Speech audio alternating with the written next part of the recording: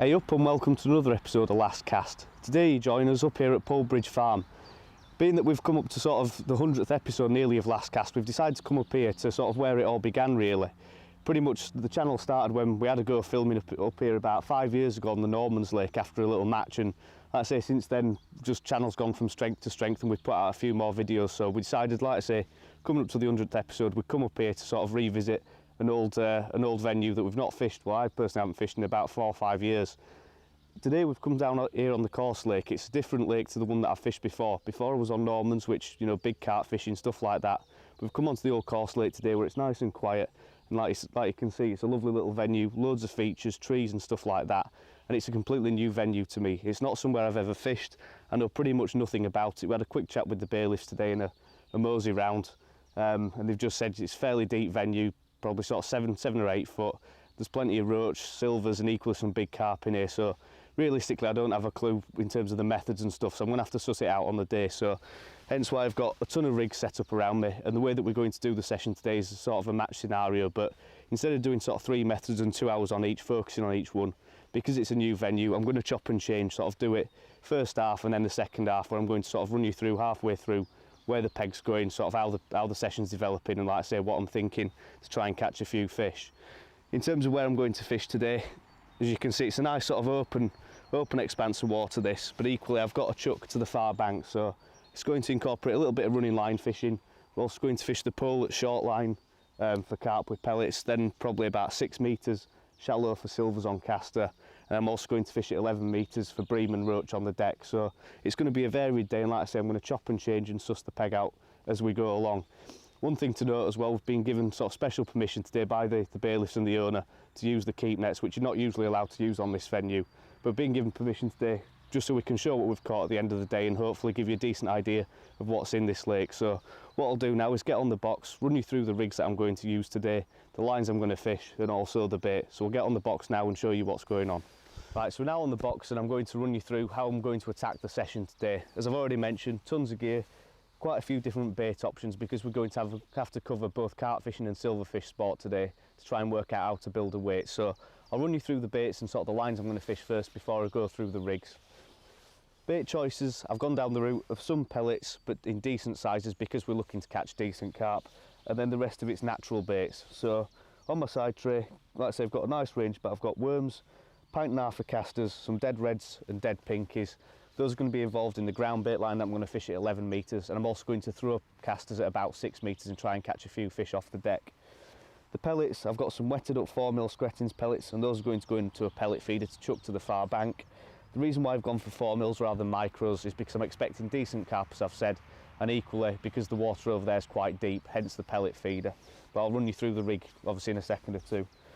The last bait then is some hard 6mm pellets. I'm just going to loose feed a few at about, well, it's literally a top kit out because it goes straight off to about 7 foot. And I think we might have a chance of catching a few better fish down there, maybe the odd carp, possibly a few skimmers or whatever else is in here.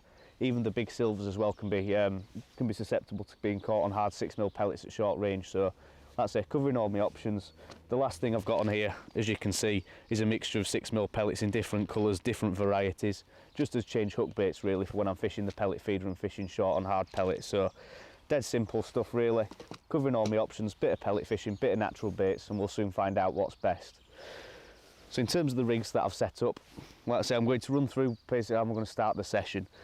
So I'm going to start off fishing long, about 1 metre off the far bank. I've clipped up with a nice heavy lead, right tight to the reeds, and all I've done is I've clipped up there and then counted about 1 metre back and then clipped up again. So if the fish do push into the shallow water, I can always just take off the line clip and go to the secondary clip tight across. The gear that I've got set up for that, 9-foot Garblino picker rod, nice light 3/4 ounce tip in the end because we're fishing on quite a severe slope over there.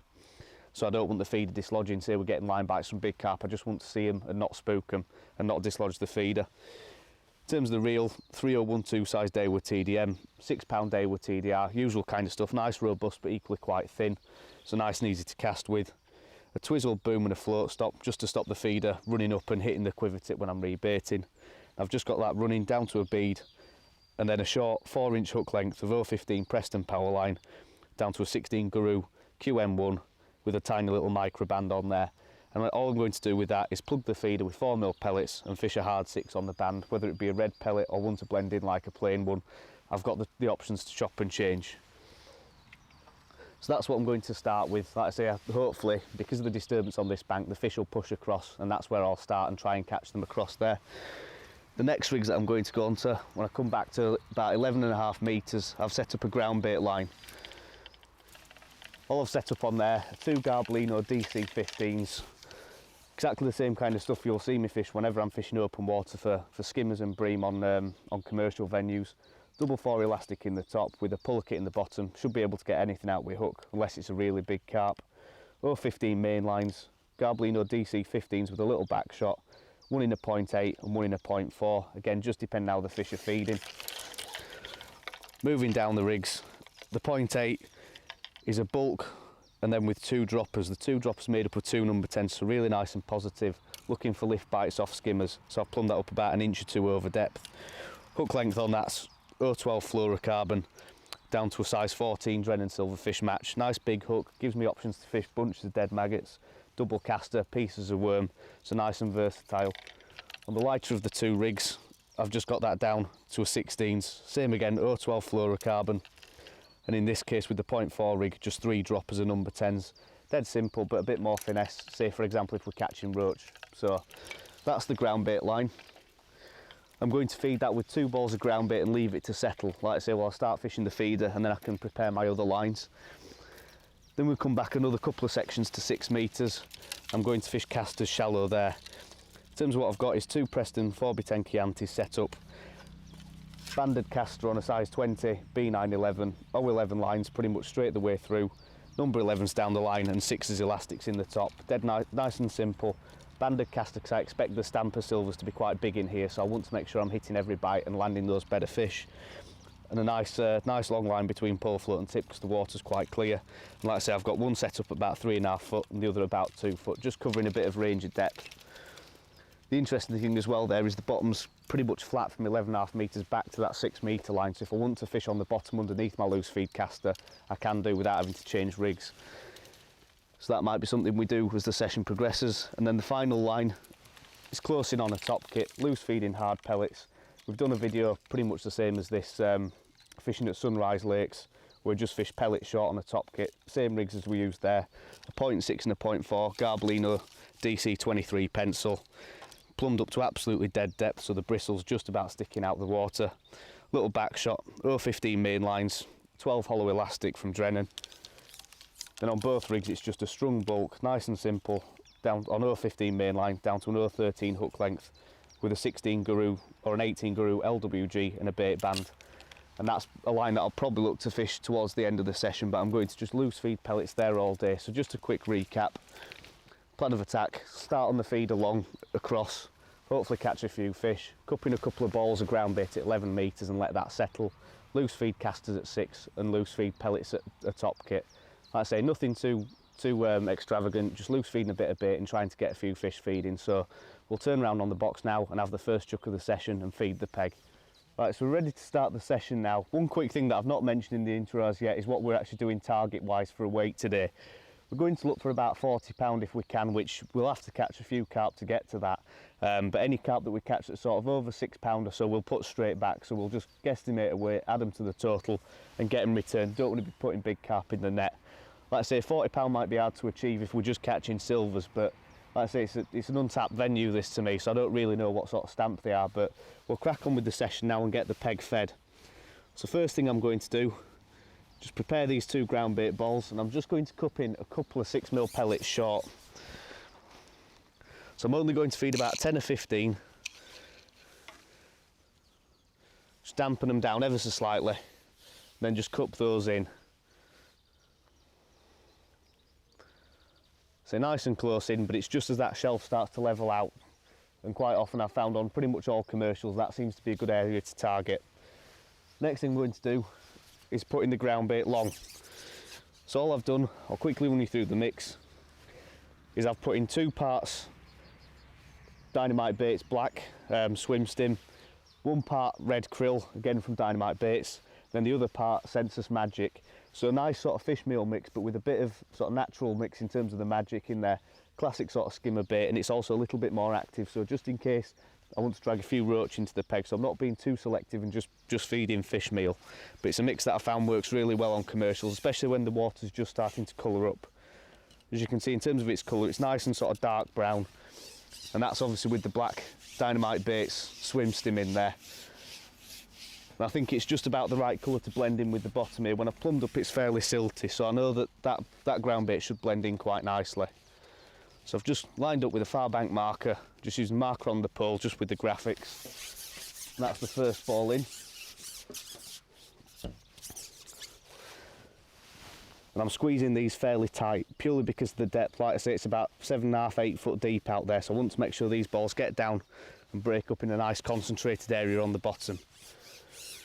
In terms of what I've put in that ground bait, as you can see, it's loaded with dead maggots, dead pinkies, and a few casters as well, but mainly dead maggots. Again, a slightly bigger bait, which I find, especially this time of year, does hold skimmers in the peg. If I knew that this was sort of a pellet venue, I'd probably go down the route of feeding expanders in the ground bait, but because I'm not sure, I'm just keeping it sort of nice and simple and feeding natural baits out there. So again, not being too selective, and with the option of fishing pinky on the hook, dead maggot or caster or a section of worm, I can target roach between the two rigs, or skimmers, or even some better carp possibly. So like I say, we're now ready to start the session. What I'm also going to do is feed casters loose at 6 metres and just feed those every so often. I won't really fish that until I start seeing a few swirls in the peg, giving me an idea that some rudder and roach have come shallow. But like I say, that's an area of the peg that I'm just going to feed. So both areas where I'm loose feeding, basically I'm going to leave for as long as I can. And we're going to start off on the feeder. So as you can see, a nice 35 gram Drennan pellet feeder there. I'm just going to load that with a few 4mm that I've wetted down. And then push a 6mm in along with that.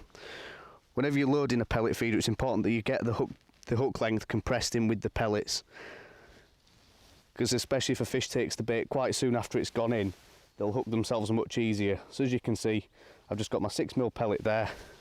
Just put a couple more pellets over the top to secure it in.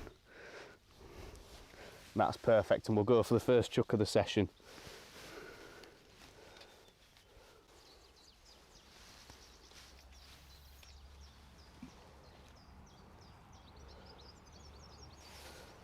So where that's landed, I expect it to be about sort of 4 or 5 foot deep there, just towards where that shelf starts to level out. I think that's a good place to start. If I don't get any bites there, all I'll do, like I said in the intro, is unclip and just go tight across to the reeds and see if there's a few fish there. But that's gone in now, I've tightened up to it. As you can see, it's a very slight bend in the 3/4 ounce quiver tip. And now it just frees my hands up to feed my other lines.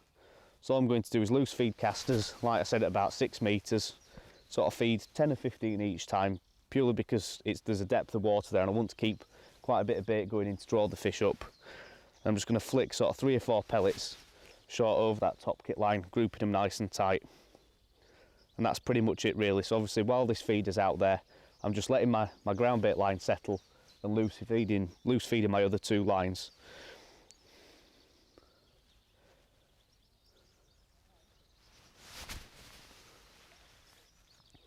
The other thing I'll do as well on deep venues when I'm loose feeding the casters, it's a little tip is to try and throw the casters as high in the air as you can so they make as much noise as possible when they do land, rather than sort of throwing them sort of like that and having them make hardly any noise. The best thing you can do is throw them much higher up in the air and make a bit more noise when they land, sort of drawing fish from wider around and also getting the fish higher up in the water. I do find it works quite well, that.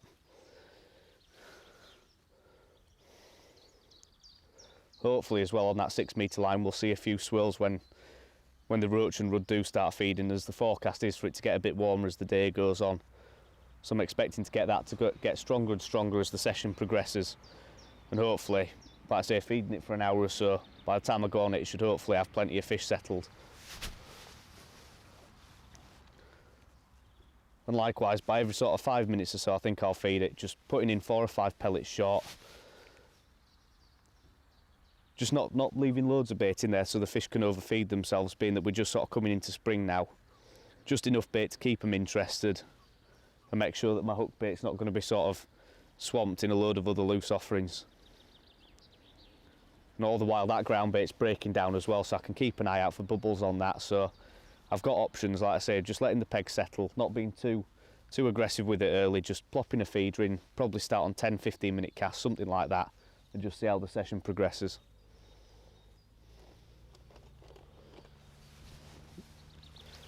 Right, so there's our first fish on now on the feeder. Looks like a bit of a roach bite there. I was just closing the side draw, so I've had to jump on the rod a little bit.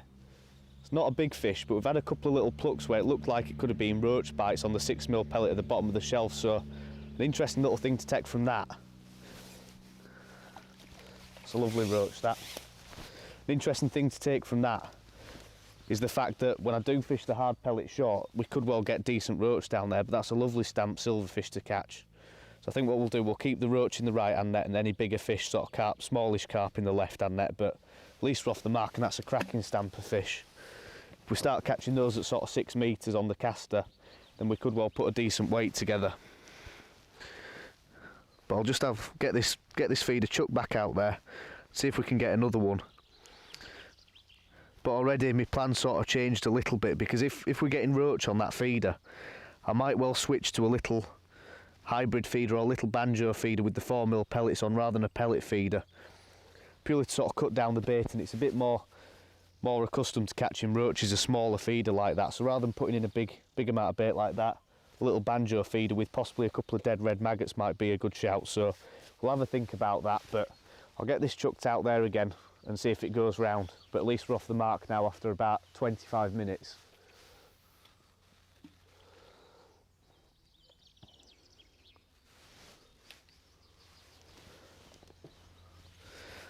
So same again, when that feeder's gone in, I'm just going to chuck a few casters out at 6 metres and a couple more 6mm pellets over that short line. Try and do a little bit of better feed there.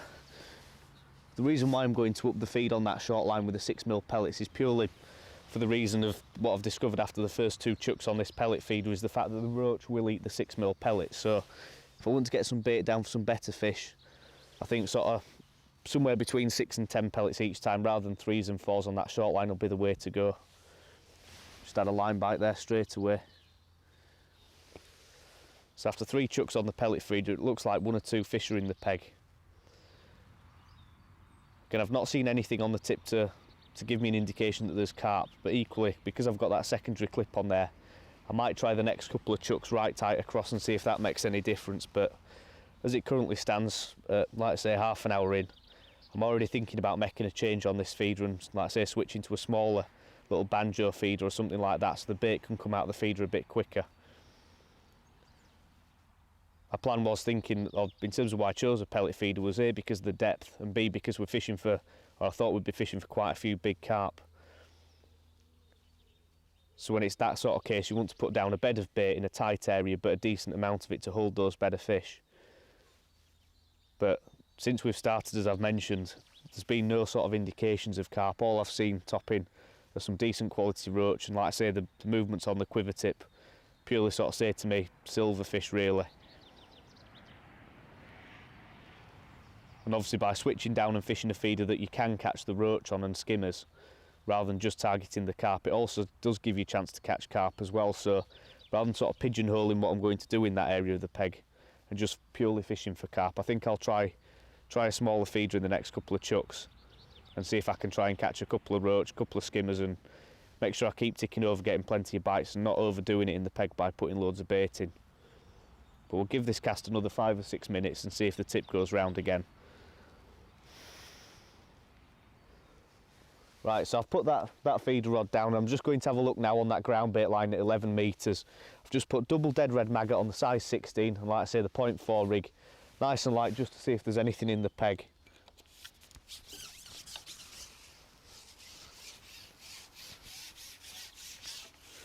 Just shipping out to my marker,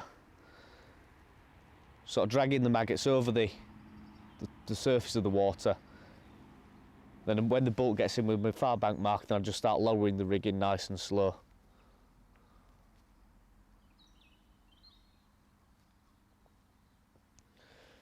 Again, you'll see I'm having to fish a line between pole float and tip that's a heck of a lot shorter than I'd like, really. So I've probably only got 4 inch, and that's purely because of the depth. It's pretty much a full top kit deep, so rather than getting out top 4 rigs, because it's nice and flat calm today, I'm just going to fish with a short line and make do.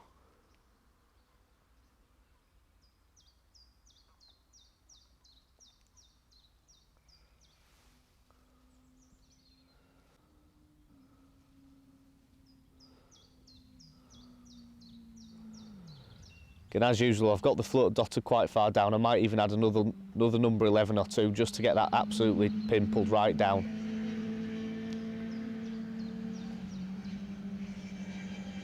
We'll just see if we get an indication or 2.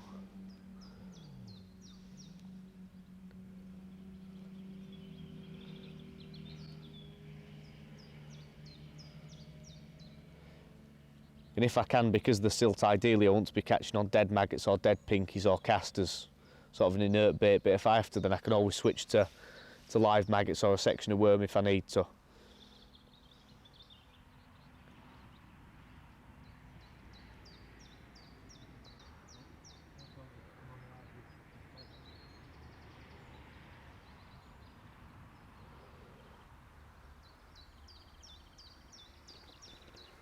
There we go, our first fish over that ground bait line. Nice little lift bite, and it could be a small skimmer, this. See a decent stretch in that double 4 elastic, so it's perfect for roach and skimmers. Could be a decent roach still. That's a nice little skimmer, this. You can string a few of these together, they're very good weight builders. You can see with the lovely colours on him, he's just wrapped himself in the line a little bit. Gorgeous fish to catch. Again, I was getting a bit worried there for the first couple of minutes that we weren't going to get a bite because it looked like there was no roach down there. Won't get any indications on the drop, but that time the float just very slowly lifted up and we're into a fish. So at least we're off the mark on that line, and hopefully with a few of these there, we might be able to build a decent weight. So as always with any skimmers, it's important that you do take all the slime off the line before you go back out there, especially when you're using fluorocarbon hook lengths as well, because it seems to deteriorate the fluorocarbon. And equally, when using fluorocarbon, reasons why I use it is because it's pretty much invisible in water, so if you've got any slime on it, it pretty much renders it pointless. You might as well be fishing like with 020 or 022 hook lengths if that's the case. So we'll get the slime off the rig and get back out there and see if we can catch 1 or 2 more. But if there's plenty of them down there, that's when I'll go onto that 0.8 rig, bomb the bait down, and I may even go on to sections of worm as well. Right, so I'm just going to ship out now with a section of Dendrobina on the hook. Nice decent target bait, and just tipped with a fluoro pinky for a bit of visual attraction. Again, when the water's a little bit tinged like it is today, fluoro pinkies can make a big difference, so we'll give this a go and see if it produces anything. Okay, while the rig's out the water, loose feed a few casters and a couple of pellets on that short line.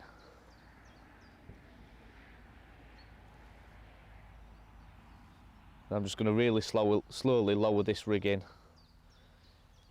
You can see a few more roach topping in the peg now, so there's definitely a few fish moving. So if I do see any sort of sign of carp crashing towards the far bank in the reeds, I still might pick up the feeder, but it does look like it's going to be a case of catching most of the weight with silverfish today.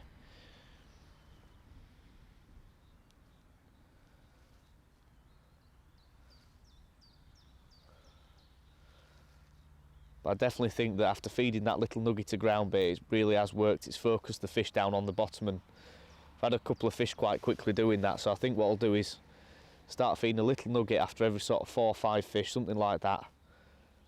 And hopefully, I think what it does, it just makes them follow a piece of bait down to the bottom where your hook bait's going to be. So biting the fish on again. Feels like a roach, this. Like I was saying, I think they just follow it down, and a few fish will just start feeding on that little nugget, and your hook bait's there, and by the time the nugget's been pretty much completely eaten, it's just small enough to swing this one. Then the fish will go back up to the middle layers. So I think that's the way to do it. So I'm just going to take that hook bait off there because that's a bit knackered.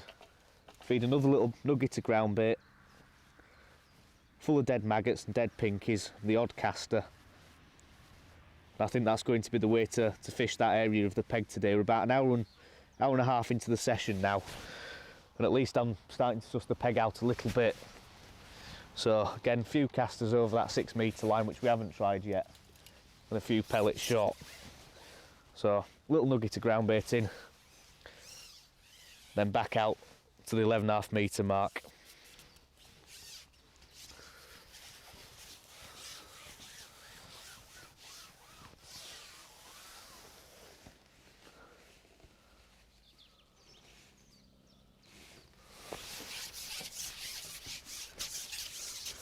The other thing as well that I'm going to do on this 0.4 rig, because I think the fish are off the bottom and they sort of following the bait down, I'm just going to move the bulk up and allow the bait a bit more of a fall to the bottom and just see if that catches a few more fish, just grabs their attention as it's going down. So I'm only going to move the bulk up by probably about 6 inches, and then spread those number 10 droppers out a little bit more. Again, if it turns out towards the end of the session that the fish really do get their heads down and start feeding, that's when that 0.8 rig will come into effect. But we'll just give this a try. As you can see, just spacing those out a little bit more and see if that catches us the odd additional fish. Just gives them a bit longer to look at the bait as it's falling through the water. So in this case, I'm just going to go back to a couple of dead red maggots, because those will fall really nice and slow, and just see if any fish are actually watching the bait go past them. So if the fish, for example, there is sat about, what's that, about 18 inches off the deck, as that's going past them, it might just catch their eye and they might follow it down. Whereas if that was about 6 inches lower, just sort of removes that sort of element of the rig. It doesn't give them quite as long to have a look at the bait. So we'll see if this makes a difference. But like I say, I'm starting to think that I'm sussing 1 or 2 things out about this line.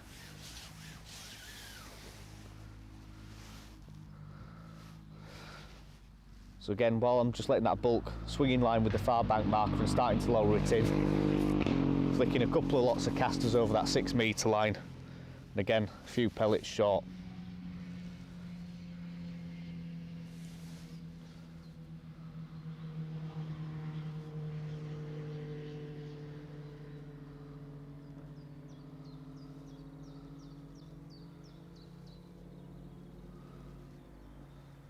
Just watching that float really closely now, because like I say, I'm looking for bites on the drop.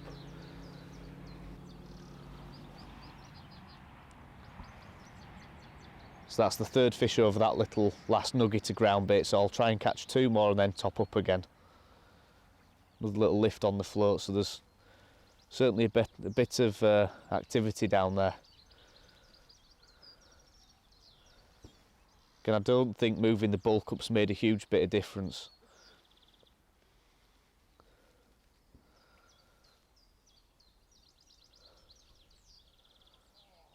See another little bubble come up as well, so there's hopefully 1 or 2 skimmers back in the peg now.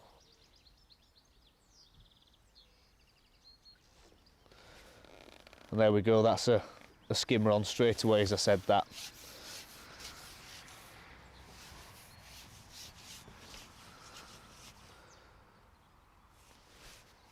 Again, they're not huge fish these, but they're certainly good weight builders. So actually it's pulling back a bit more, this one.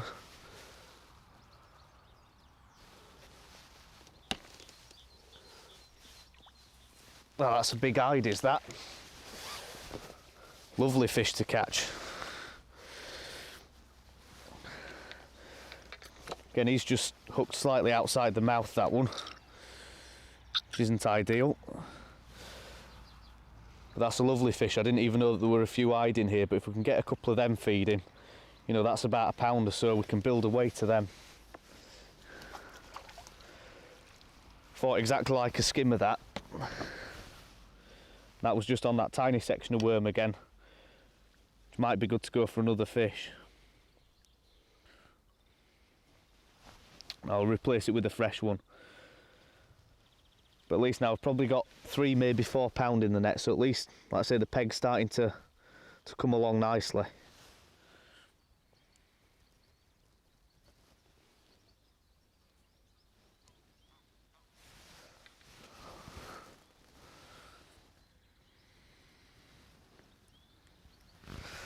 So again, just going to fish ahead of a dendrobina, tipped with a fluoro pinky. That was quite a surprise. Like I said, I didn't even know that they had some hide in here.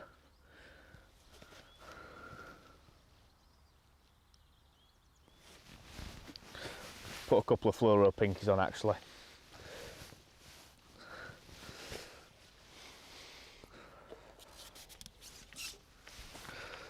So while I'm shipping out, again, a few casters out there, 6 metres. Ship out, get the bulk over where the ground bait's gone in. And again, 3 or 4 pellets short. So if I can get into a good rhythm of catching on this long line, then I can keep feeding consistently over my 2 shorter lines. And that's the crux to building a decent weight, especially when you're catching silverfish, is getting into a good rhythm. Indication straight away on the bigger piece of worm. So I think another fish, maybe one more after that, and then we'll top up this line. But it certainly seems to have worked, like I say, putting those little nuggets in, then fishing a worm head over the top. That's what I was saying earlier about, in the intro, is having plenty of baits and plenty of rigs and covering all my options.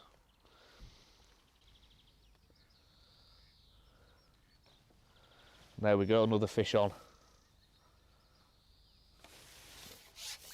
As soon as I've reset that rig, put it over the ground bait, the float's gone under. Not a big fish, could be another roach this.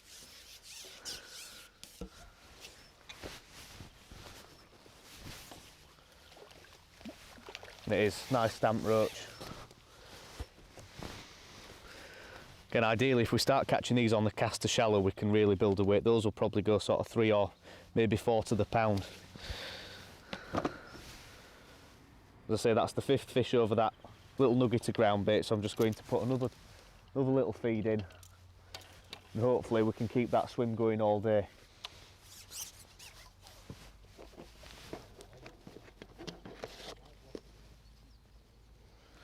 Right, so I've just topped up another little nugget there, so I'm just going to go straight back out with what's really become apparent to be the best bait, is a section of worm tipped with a couple of fluoro pinkies. Again, hopefully as the day goes on I won't have to fish this light rig, I'll be able to get away with a heavier rig and a bigger section of worm and try and target some better fish. But I think at the moment it's a case of putting the little nuggets of ground bait in and trying to draw the fish down from the middle layers. Obviously the day goes on, the fish will start to settle over any line much better, but especially now where it's sort of like at 1:45 on the 2-hour mark of the session, you've got to make sure that the fish are following some bait down to the bottom. It's like sort of in match conditions, those are the fish that will just sit in mid-water and only go down and feed for the last hour. So you need to try and force them to go down to where your hook bait is, and I think by feeding these little nuggets it's definitely worked. I think if I'd have put 5 balls in at the start or 4 balls and just left it, I think we'd have had the same sort of problem of just sit there and get no bites because the fish are just sat in mid-water. You've got to try and get them to go to where your hook bait is. I do think as well, now that it's warming up, that caster line could come good, so I'm happy that I've got this line sussed and that I can start to concentrate on the other 2 lines, the caster line at 6 metres, and try and get that to work, and equally try the pellets short at the bottom of the shelf. Whether that'll work or not with the bankside disturbance, the fact that it is so close in, you know, I'm not 100% sure. But hopefully if we can get that going with the casters and rotate the 2 lines, this 11.5 metre ground bait line and the caster line, we might put a decent weight together of silvers. I don't think we'll get anywhere near 40 pound today, but I think we could definitely build a nice mixed bag doing that. And possibly if, like I say, we see a couple of indications of carp across late, then could always throw a feeder back over there and see if they'll take it to sort of boost our weight. But I'm fairly happy with this line now, so we'll crack on and see if we can catch a few more fish on it.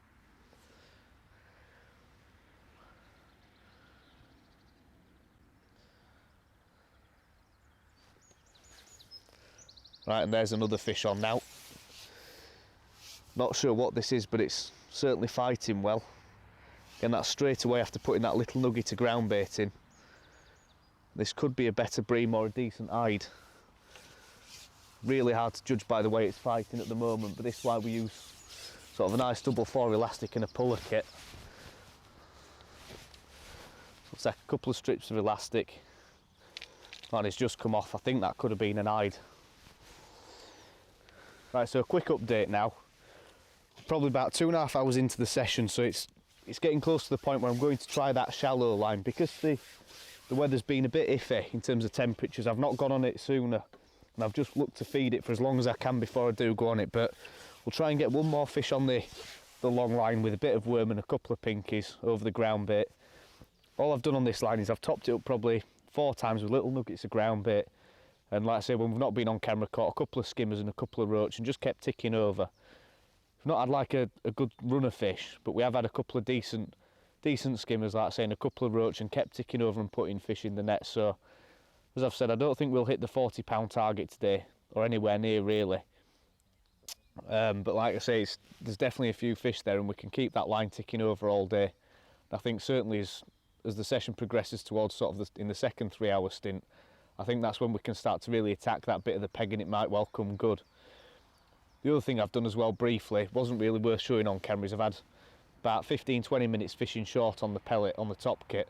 Not had a single indication on that, and I think that could be for a couple of reasons, Will. I think it's probably the wrong part of the peg to be fishing in, and I don't think there's many carp in here to be caught on hard pellets, to be fair. And equally with the bankside disturbance, I think it's not ideal really to catching a lot of fish. In summer, when the fish are really having it, they'll come in close regardless of the disturbance and feed quite aggressively. But today with the clear water, as I've said, it's not really worked. But we still have plenty of indications over this long line, so I know there's fish there, and it's just a case of pretty much waiting until they settle down and feed properly. We'll see if we get a bite in the next couple of minutes. Then if not, what I'm going to do is have a go on that short line at 6 metres with the banded caster and see if that does anything. As the day's progressed as well, I've seen a few more fish rising, so it looks like they could be in the upper layers. So again, by covering a couple of depths, sort of 4 foot and 2.5 foot with those rigs, hopefully one of those 2 depths will be right, and that's where we'll find the fish settling. So we'll just see if this goes in the next couple of minutes, and then we'll look to get onto that shallow line with casters. There's a few bubbles coming up out there as well, so there's definitely fish feeding.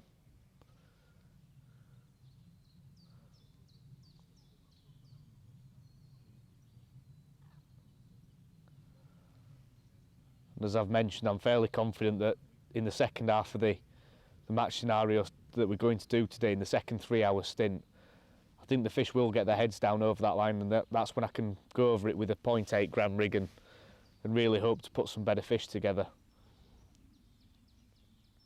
One thing that's also been a problem over that line that I've not mentioned is the fact I can't fish as far over depth as I'd like to because of the limitations of the top kit and the length of the rig. Ideally I'd like to fish sort of 2 or 3 inches over depth, but I can't really manage it on these rigs.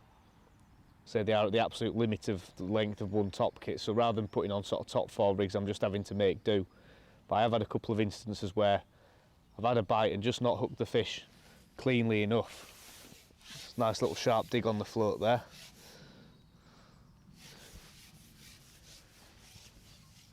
And that's what's cost me a few fish, like I say, I've pulled out of them because I don't think they've been hooked quite as well as I'd like on the worm. Usually I like to let the bite develop, but with the short length line between pole float and tip, I've just not been able to do that.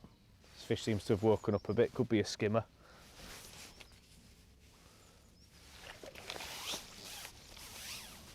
And it is another nice skimmer. Again, probably half a pound, 10 ounce or something like that. You can see really lightly hooked there. And that's what I was meaning about being a bit too quick on the bites. Ideally, I'd like to leave them a bit longer, but that's a cracking fish to sort of leave that line settle for a short while. So I'm going to put in a little nugget of feed over the top of that, and then come in on the short line and see if a few fish have come shallow to the casters. So I'll just put another little golf ball of ground bait in. Again, squeezing it nice and hard. Then hopefully when I pick up that caster rig, there should be 1 or 2 fish there.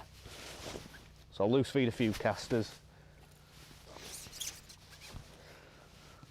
and then get this out to 11.5 metres, and like I say, come back on that caster line and see if a few fish have settled.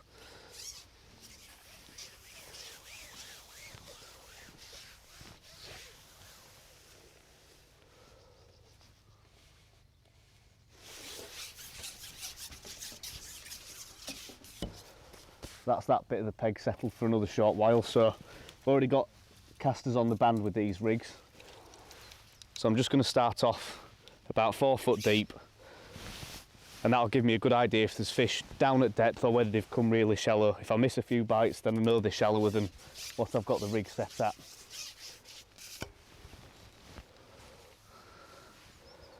Just going to lay the rig in, feed a few casters, and then lay it in and amongst. And all I'm going to do is hold that on a really tight line. And straight away, just have the elastic out. And I didn't really get a chance to explain there, but the reason why I hold it on a tight line is because of that. With a hair rigged caster, it effectively acts like a bolt rig. So if you give them any slack, they can quite easily come off. That's a nice little rud within about, well, a couple of seconds of that bait going in. Hooked really nice and positively as well, so get the hook out of him. As you can see, the caster's still good to go, which is the advantage of using banded caster for speed. That's a lovely little rud to catch. Can soon do away to them. But being how quick that ripped the elastic out the end of the pole, I think it'll be another couple of chucks and I'll go on to that 2.5 foot deep rig. But if we get into a good rhythm, feeding and laying the rig in like this, we can soon do away to these rud. And hopefully a few better roach will turn up as well.